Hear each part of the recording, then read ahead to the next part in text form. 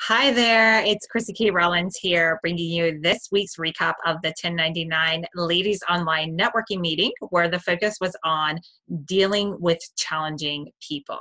Here are the highlights from tonight's discussion. So we started by defining or part of our conversation, I guess, better said, focused on defining what makes someone a challenging person.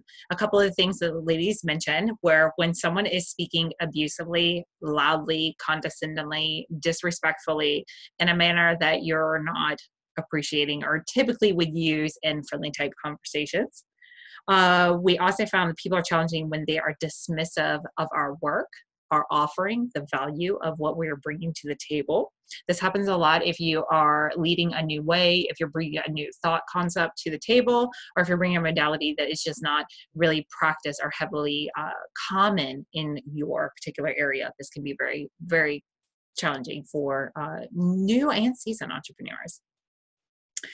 Another quality that we noticed or defined someone as being challenging is if they don't honor your boundaries, or perhaps also said, could it be that they're challenging because they're helping you to become aware of where you need to have more boundaries in your life and where you need to have better patrol or give voice to the boundaries that you have within your business and within your personal life. And the other thing that we recognize about challenging people is that sometimes people are challenging when they are trying to control situations, where they're seeking to gain control of a situation. And again, we can flip that around and say, or is it that you find people challenging whenever you are wanting to be the one that's in control and they're challenging your ability to stay in control?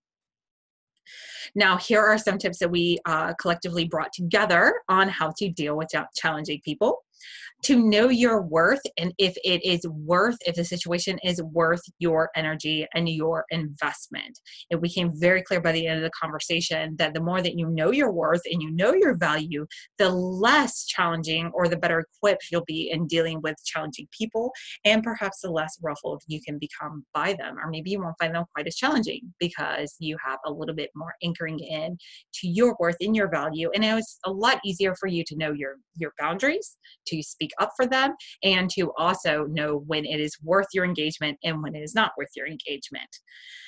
One of the things that we found great about dealing with challenging people is that they can often help us move forward. And that was one of the tips that the ladies brought to the table tonight, is that to look for another path, a more positive way to navigate out of that situation and beyond that situation. And a real gem that was brought to the table is to take that person out of the equation. So stop taking it personal, remove that person from the equation, take a look at the variables of the situation, and then negotiate the variables, and then see where you land on the other side of that. Brilliant, brilliant, brilliant tip. Another tip that was brought to the table is to, regardless of how they show up, be the example. Be the example, be the leader. If you're feeling that a client is challenging, it's an opportunity to be a leader. If you find that somebody in your life is challenging, it's also an opportunity to be the example of another way to be. So again, helps whenever you don't take it personal.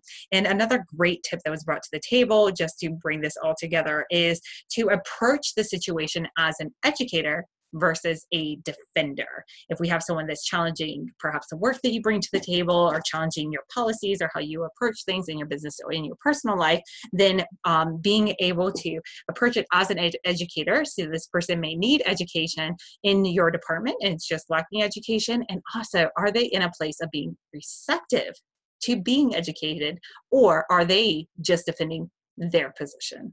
Great tips and thoughts shared every single week. Join us live. If you haven't done so yet, we meet every Tuesday, 7:30 p.m. So go to 1099ladiesnetworking.com to check out the directory of ladies that are already a part of this wonderful organization. It's also a great place to advertise your business and promote yourself and connect with other local business ladies. And we also invite you to join us on Facebook at the 1099 Ladies Networking Group, where you can catch a full replay of tonight's meeting, along with recaps and replays from past weeks, and connect with our 1099 ladies. If you have any additional thoughts or tips to add to this conversation, drop some in the comments below, and consider joining us next week and every Tuesday at 7:30 p.m. because we would love to connect with you. Thanks for watching, and I look forward to connecting further. Bye. Oh, and next week you can join us for the conversation that is going to be had around the fear of failure, fear of success. Love to know your ladies' thoughts on that topic and look forward to engaging in that conversation. See you next week. Bye.